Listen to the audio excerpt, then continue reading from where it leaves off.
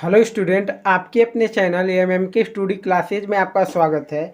आज की इस वीडियो में क्लास 10th मैथ का हम लोग अध्याय 3 दो चर वाले रैखिक समीकरण युग्म सीखेंगे, पढ़ेंगे। ठीक है गाइस, तो आइए हम देखते हैं बुक से दो चर वाले रैखिक समीकरण युग्म क्या है और कैसे इसको हम लोग किसके क्वेश्चनों को सॉल्व करेंगे। लेकिन क्वेश्चनों को सॉल्व करने से पहले आप सबको बता दें, अगर हम कॉन्सेप्ट जान जाएं उसके बारे में तो क्वेश्चन हमको सॉल्व करने में क्या हो जाएगा, बहुत ही आसान हो जाएगा। ठीक है गाइस, तो आप लोग समझ रहे होंगे कि सबसे पहले हम इसके परिचय जानेंगे टोटल। तो आइए हम देखते हैं प्रश्न क्या है। अध्याय 3 दो चर वाले रैखिक समीकरण युग्म कौन है और इसको कैसे सॉल्व करते हैं। देखिए, ये आपका अध्याय 3 है जो आपका राजीव प्रकाशन जी के बुक से हम लोग सॉल्व करेंगे। बिल्कुल न्यू बुक है। ठीक है गाइस, दिया क्या है देखिए, दो चर वाले रैखिक समीकरण युग्म में इसको कहते हैं इंग्लिश में pair of liner equation in two variables. ठीक है, तो आइए इसके बारे में हम सबसे पहले जानते हैं, उसके बाद हम क्वेश्चन को सॉल्व करते हैं। ठीक है गाइस, तो अगर आप इसके पहले की वीडियो नहीं देखे हैं तो इस वीडियो के डिस्क्रिप्शन बॉक्स में सबका लिंक दिया हुआ है। लिंक पर क्लिक करके जाकर सभी वीडियो को देखिए और क्लास 10th मैथ की बेस्ट तैयारी करिए। ठीक है गाइस, तो आइए अब हम लोग क्या करते हैं, सबसे पहले हम जानते हैं दो चर वाले रैखिक समीकरण युग्म होते क्या हैं। तो देखिए, दो चर वाले रैखिक समीकरण युग्म जानने से पहले आप देखिए, जान लीजिए क्या रैखिक समीकरण आप लोगों ने पढ़ा है। रैखिक समीकरण तो पढ़ा होगा, पढ़ा है कि नहीं पढ़ा है। रैखिक समीकरण हम लोग पढ़े हैं। तो रैखिक समीकरण जो होता है, रैखिक, इसके पहले के वीडियो जाइए देख लीजिए, सभी पढ़ाया है। रैखिक समीकरण हम जानते हैं। रैखिक समीकरण में क्या होता है, रैखिक समीकरण वह समीकरण होता है जिसके घात सब उच्चतम घात एक होते हैं। ठीक है, उच्चतम घात क्या होते हैं, एक होते हैं, जिसमें एक चर होता है। ठीक है, लेकिन इसमें दो चर वाले रैखिक समीकरण है। तो सबसे पहले इसके परिभाषा लिख लीजिए। रैखिक समीकरण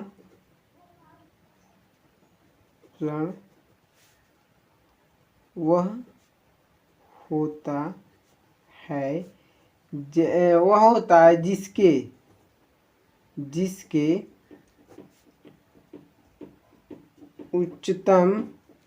उच्चतम जो घात है, घात एक, यानी सबसे बड़ी घात क्या होती है, एक होती है।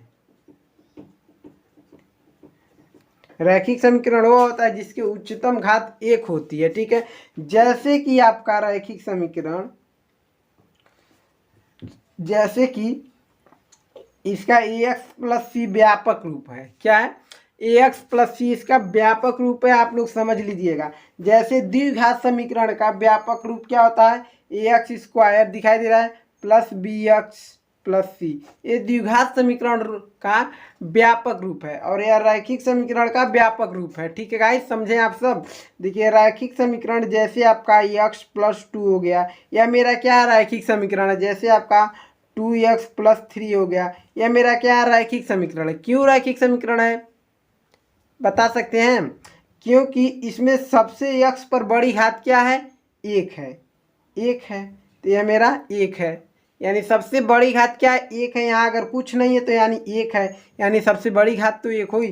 2x x के साथ कितनी घात है, सबसे बड़ी घात एक है। यानी जब घात नहीं दिखाई दे रहा है, यानी सबसे जब घात नहीं दिखाई देता एक घात होता है, यानी सबसे बड़ी घात एक है। तो ये हमारी क्या है, रैखिक समीकरण युग्म है, रैखिक समीकरण है। ठीक है, और हम इसके बाद भी पढ़े हैं द्विघात समीकरण किसे कहते हैं। उसके बाद पढ़े त्रिघात समीकरण। द्विघात समीकरण किसे कहते हैं, जिसमें सबसे बड़ी घात दो होती है। जैसे आपकी 2x square plus 5x plus 9, यह मेरा क्या है, द्विघात समीकरण युग्म है। द्विघात समीकरण युग्म में द्विघात समीकरण है। ठीक है, और त्रिघात समीकरण के लिए यहाँ पर तीन घात होता, यानी सबसे बड़ी घात जिसमें जितने होती हैं उतने ही आपके उसमें देखिए, जिसमें जितनी बड़ी घात हो वही आप ये उस जैसे कि आपका बता दें, जैसे द्विघात समीकरण में सबसे बड़ी घात 2 होती है, त्रिघात समीकरण में समीकरण के सबसे बड़ी घात 3 होती है, उसे हम त्रिघात बहुपद कहते हैं। ठीक है, ये सब पढ़ाया जा चुका है आप सबको। इसके पहले के वीडियो आप लोग जाइए देखिए, जो देख लिए उसके लिए अच्छी बात है, जो लोग नहीं देखे हैं उनके लिए तो गलत बात है भाई। देखना चाहिए आप सबको कि द्विघात समीकरण क्या होता है और रैखिक समीकरण क्या होता है और आपका क्या कौन त्रिघात समीकरण, सभी पढ़ाए जा चुके हैं आप सबके। ठीक है, लेकिन हम इसमें क्या सीखने आए हैं, दो चर वाले रैखिक समीकरण युग्म को सीखने आए हैं। तो दो चर वाले रैखिक समीकरण युग्म क्या होते हैं, तो दो चर वाले रैखिक समीकरण युग्म भी वही होते हैं, लेकिन उसमें दो चर होते हैं। ठीक है, हम यहाँ दो चर वाले रैखिक समीकरण, दो चर वाले रैखिक समीकरण, दो चर वाले रैखिक समीकरण युग्म का क्या लिखेंगे, हम परिभाषा लिखेंगे ही। दो चर वाले रैखिक समीकरण युग्म में समीकरण में दो चर होंगे और उच्चतम घात 1 होगी। क्या लिखेंगे, दो चर वाले रैखिक समीकरण में दो चर होगी और उच्चतम घात जो होगी हमारी 1 होगी। उच्चतम घात क्या होगी, 1 होगी। उसे हम रैखिक दो चर वाले रैखिक समीकरण युग्म कहेंगे। तो देखिए दो चर वाले, जैसे कि आपका इसका व्यापक रूप अगर देखें तो इसका दो चर वाले रैखिक समीकरण युग्म का व्यापक रूप होता है ax plus by plus c equal to 0। ठीक है, लेकिन अब देखिए इसमें दो चर क्या है, एक चर हमारा x हो गया, एक चर y हो गया, ये दो चर हो गए और इसमें सबसे बड़ी घात 1 ही तो है इन दोनों का, इसका भी 1 है, इसका भी 1 है, यानी सबसे बड़ी घात 1 है। तो ये हमारा क्या है, रैखिक समीकरण युग्म, दो चर वाले रैखिक समीकरण युग्म। ठीक है, क्योंकि इसमें दो चर हैं। ठीक है, आप समझ गए होंगे दो चर वाले। जैसे आप इसमें का क्वेश्चन मान सकते हैं, जैसे दे देगा 2x प्लस 3y प्लस 8 दे देगा, ऐसे दे देगा। एक चर ए हो गया, एक चर ए हो गया, इक्वल टू 0 दे देता है। एक चर ए हो गया, एक चर ए हो गया, दो चर हो गया, यानी दो चर वाले रैखिक समीकरण युग्म हो गए। ठीक है, आप लोग समझ गए होंगे कि दो चर वाले रैखिक समीकरण युग्म किसे कहते हैं। ठीक है गाइस, समझ गए हैं आप सब। अब देखिए, अब इसके बाद हम लोग क्या सीखेंगे, इसके बाद थोड़ा कोई और कॉन्सेप्ट है उसको भी सीख लिया जाए इसी वीडियो में तो और अच्छा रहेगा। सीख लेंगे, आसानी से हम लोगों को क्या करना रहेगा, क्वेश्चन को बस सॉल्व करना रहेगा। और क्वेश्चन सॉल्व करना रहेगा वो तो बिल्कुल आसानी से हम लोग जब सीखे रहेंगे तो कर लेंगे। ठीक है, तो आइए और कॉन्सेप्ट के बारे में हम लोग जानते हैं। दो तीन कॉन्सेप्ट और है जिसको हम पढ़ के पूरे चैप्टर को क्या कर सकते हैं, सॉल्व कर सकते हैं। ठीक है, तो अगर आप चैनल पे पहली बार हैं और चैनल को सब्सक्राइब नहीं किए हैं तो चैनल को सब्सक्राइब करके जुड़ जाइए, क्योंकि अभी आपका इम्पोर्टेंट क्वेश्चन जल्द ही देने वाले हैं। क्यों, अभी देखिए आपके सामने अभी अनसॉल्व रखा हुआ है लेकिन सॉल्व नहीं हो रहा है। किस लिए, क्योंकि आप लोग सपोर्ट नहीं करते हैं। बिल्कुल 2024 का यह अनसॉल्व है, देख लीजिए दिखाई दे रहा है, 2024 का अनसॉल्व है। पेपर 2023 से 2014 तक के प्रश्न पत्र का संग्रह है। तो इसको सॉल्व करने के लिए आप लोग क्या करिए, चैनल को सब्सक्राइब कर लीजिए और अपने दोस्तों में ज़रूर शेयर करें, क्योंकि हम आप सबको प्रीवियस ईयर क्वेश्चन भी सॉल्व करवाना चाहते हैं। इसलिए आपके लिए अनसॉल्व भी लेकर आए हैं राजीव प्रकाशन का। ठीक है, तो जल्दी जल्दी से चैनल को सपोर्ट करिए। आप सबके लिए हम सॉल्व करके ये भी दे दें और इम्पोर्टेंट क्वेश्चन भी दे दें, और चाहते थे आप सबके लिए और सब्जेक्ट की तैयारी करवाएं, लेकिन आप लोग ने सपोर्ट नहीं किया, इसीलिए और सब्जेक्ट की तैयारी नहीं करवा पा रहे हैं। ठीक है, लेकिन सपोर्ट कर दिए, अभी भी समय अगर कर देते हैं 1-2 महीने में तो हम सारे सब्जेक्ट की तैयारी करवा देंगे। ठीक है, अगर नहीं करते हैं तो कैसे बताइए करवाएंगे, उसके लिए भी तो टाइम चाहिए और भी काम करना रहता है। ठीक है, सिर्फ और सिर्फ आपको अगर पढ़ाना रहे तो हम टोटल कोर्स हर एक सब्जेक्ट पढ़ा देंगे, लेकिन और भी काम रहता है, आप लोग सपोर्ट करते नहीं हैं। तो जल्दी से सपोर्ट करिए, आप सबके लिए सभी सब्जेक्ट हम पढ़ाएं, हम चाहते हैं। ठीक है, तो आइए इसके आगे के हम लोग सीख लें, बातें बाद में करेंगे। तो क्या है आगे का जो फार्मूला, आप सब जान जाइए। फार्मूला क्या है आपका, देखिए, जब भी कहे सूत्र आप लोग जान लीजिए। जब आपका सूत्र जान लीजिए। क्या दिखाई नहीं दे रहा है क्या? बहुत छोटा छोटा दिखाई दे रहा है गाइस, पहले भी बताए नहीं आप लोग, नहीं तो बड़ा बड़ा दिखाई दिया होता तो सही रहता ना। सूत्र देख लीजिए, सूत्र क्या होगा आप सबका। जब पहला, जब क्या कहे, जब रेखाएं संपाती, जब कहे रेखाएं संपाती, क्वेश्चन में कहेगा, जब कहेगा रेखाएं संपाती हो, या फिर या ये भी कह सकते हैं या संगत हो, या संगत हो, ठीक, या ये भी कह सकता है या अनेक हल हो, अनेक हल हो। देखिए क्वेश्चन में आपके यही कहेगा, या तो कहेगा जब रेखाएं संपाती हो, या संगत हो, या अनेक हल हो। तो उसके लिए हम कौन सा फार्मूला लगाएंगे? उसके लिए हमको फार्मूला लगाना है A1/A2 इक्वल टू, यानी बराबर B1/B2 बराबर C1/C2। ठीक है, C1/C2। तो यह क्या हो गया आपका, जब रेखाएं संपाती हो, या संगत हो, या अनेक हल हो, उसके लिए यह फार्मूला हो गया। ठीक है, यही फार्मूला हम लगाएंगे। ठीक है गाइस, और दूसरा क्या है आपका, दूसरा क्या है आपका, जब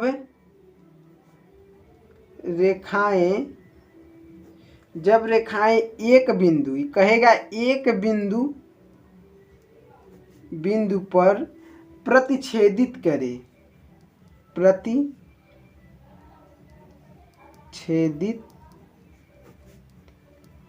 प्रतिच्छेदित करे, या कहे अद्वितीय हल हो, या अद्वितीय हल हो, तो उसके लिए हम फार्मूला क्या लगाएंगे? फार्मूला आपका होता है A1/A2 बराबर B1/B2 बराबर C1 आपका रेड पे, ब्लू पेन से लिखा गया है, लिखना था रेड पे, ब्लैक पेन से।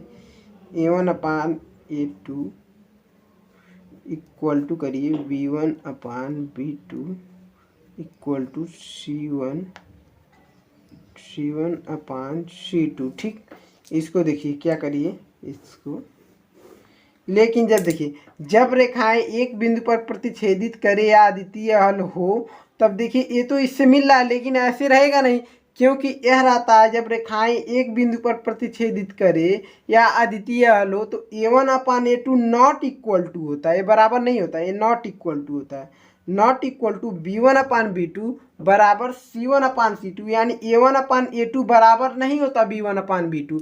जब बिंदु एक रेखाएं पर प्रतिच्छेदित करेगा, कहेगा क्वेश्चन में, या कहेगा अद्वितीय हल हो, तब आपका यह सूत्र लगेगा। ठीक है, यानी A1/A2 not equal to B1/B2 equal to C1/C2।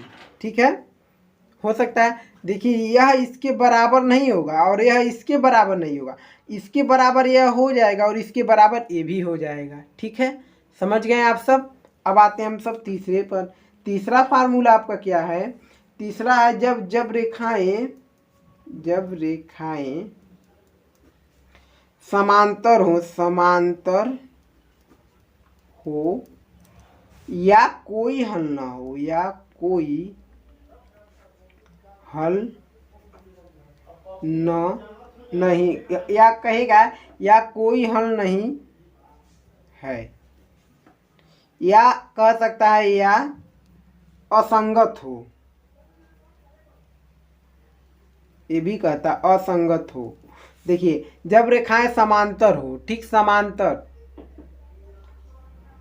जब रेखाएं समांतर हो या कोई हल नहीं हो या असंगत हो, कहेगा यह क्वेश्चन में। एक बार कहता है समांतर हो, या कह सकता कोई हल नहीं है, या कह सकता असंगत हो। तो इसके लिए हमारा फार्मूला लगता है, क्या लगता है, A1/A2 बराबर लगता है B1/B2, लेकिन A not equal to C1/C2 लगता है।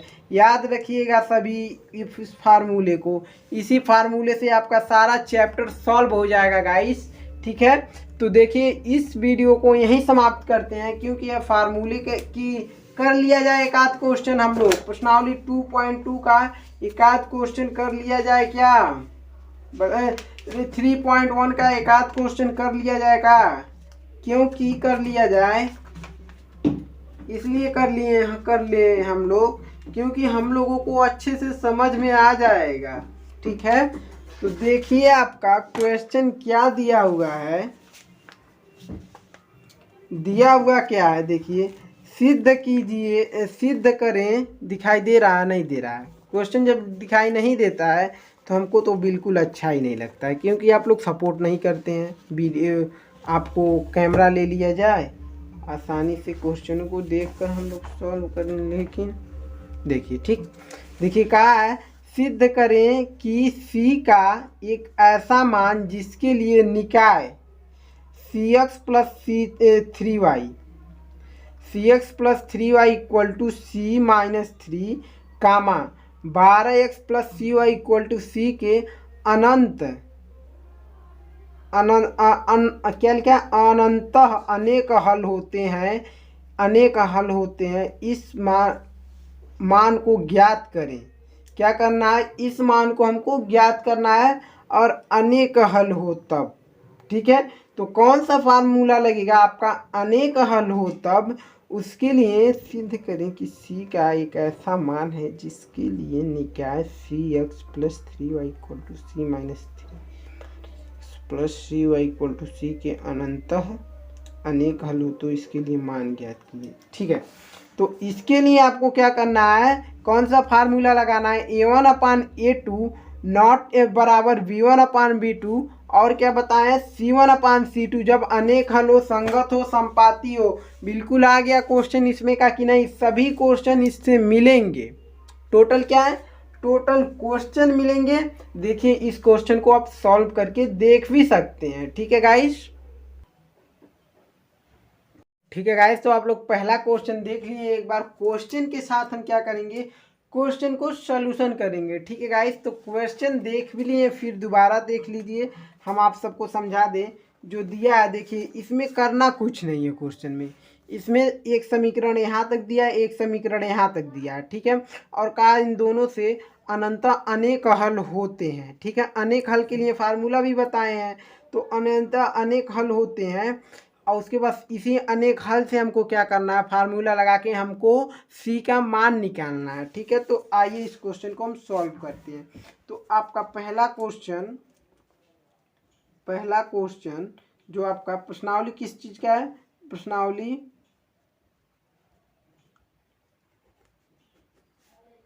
3.1 का पहला क्वेश्चन, ठीक, 3.1 का पहला क्वेश्चन है, पहला क्वेश्चन। तो दिया क्या है, हल करने से पहले हम करेंगे जो दिया है उसको लिखेंगे। दिया है हमारा CX प्लस 3y, ठीक, इक्वल टू माइनस क्या दिया है, ये आपको ब्लैक पेन से लिख लीजिए, समझ में आएगा। CX plus 3y equal to minus दे दिया है, माइनस नहीं C दे दिया है, ठीक, माइनस नहीं, C माइनस 3 दे दिया है।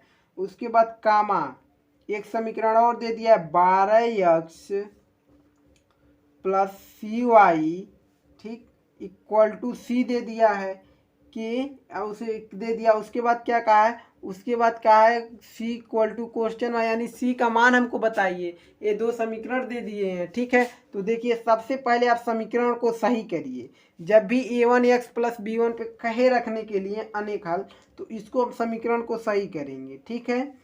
तो समीकरण को सही करेंगे, इसको cx प्लस 3y, c और -3 को इधर लाएंगे तो c प्लस में है तो -c हो जाएगा, ये प्लस माइनस में है तो +3 हो जाएगा, इक्वल टू 0 हो गया। अब ये आपका समीकरण एक बन गया, ये यानी दो चर वाले रैखिक समीकरण हो गए।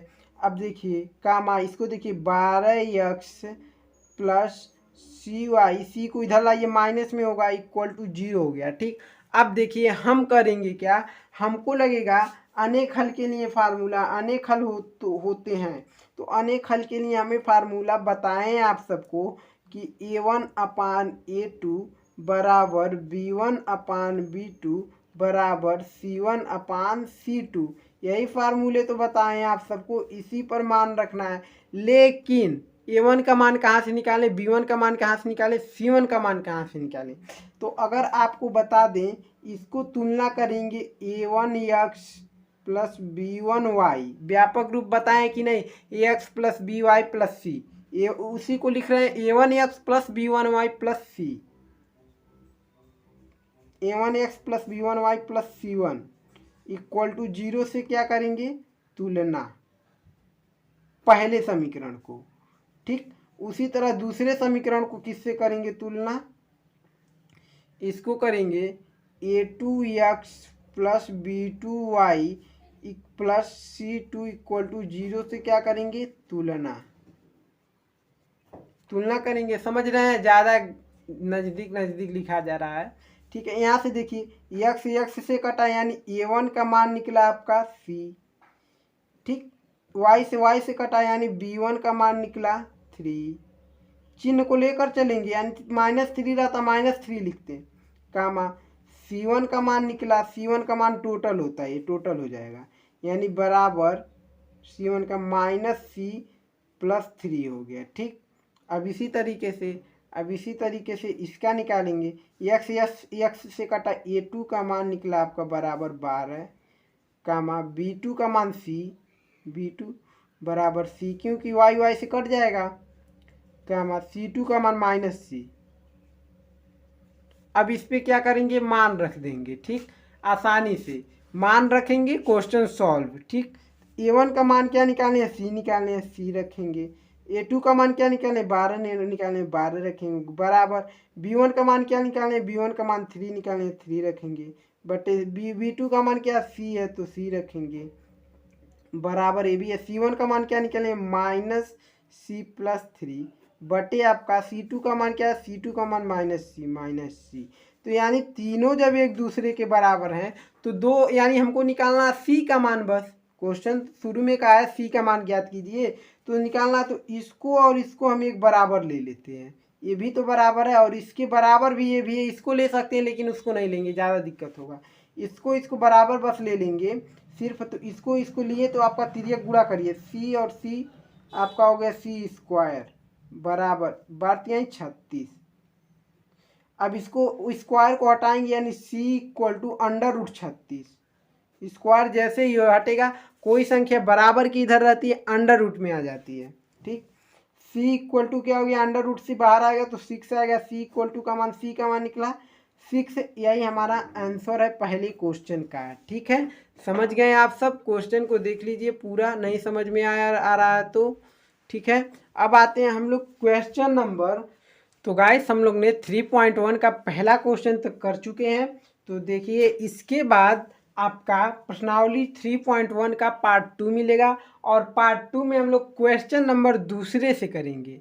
ठीक है गाइस, दूसरे से करेंगे और दूसरे क्वेश्चन से करेंगे, और जितने भी क्वेश्चन मिलेंगे, जितने क्वेश्चन आपके होंगे सभी सॉल्व होंगे। ठीक है गाइस, तो अगर आप चैनल पे पहली बार आए हैं तो चैनल को सब्सक्राइब कर लीजिएगा और बेल आइकन घंटी को ज़रूर प्रेस करिएगा, जिससे कि आपको हर एक वीडियो का नोटिफिकेशन प्राप्त में होता रहेगा और क्लास 10th मैथ की तैयारी आपकी बेस्ट से बेस्ट होगी। ठीक है, अगर अपने दोस्तों में शेयर नहीं किए वीडियो को तो वीडियो को ज़रूर शेयर करें और हमारा सपोर्ट करें। आप सबको जल्द हम सोच रहे हैं राजीव प्रकाशन का ये अच्छे से सॉल्व कराया जाए, बिल्कुल एक क्वेश्चन आपका जो आपका एनसीईआरटी पर आधारित जो आपका अनसॉल्व्ड आया है आपका 2024 का, इसको हम लोग 2023 के क्वेश्चनों को और उसके पहले के क्वेश्चनों को कुछ सॉल्व कर लेंगे।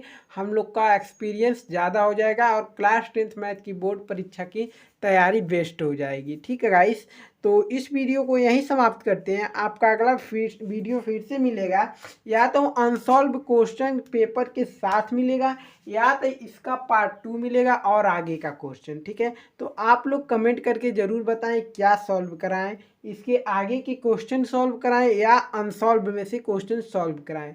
आप ज़रूर बताइएगा कमेंट में।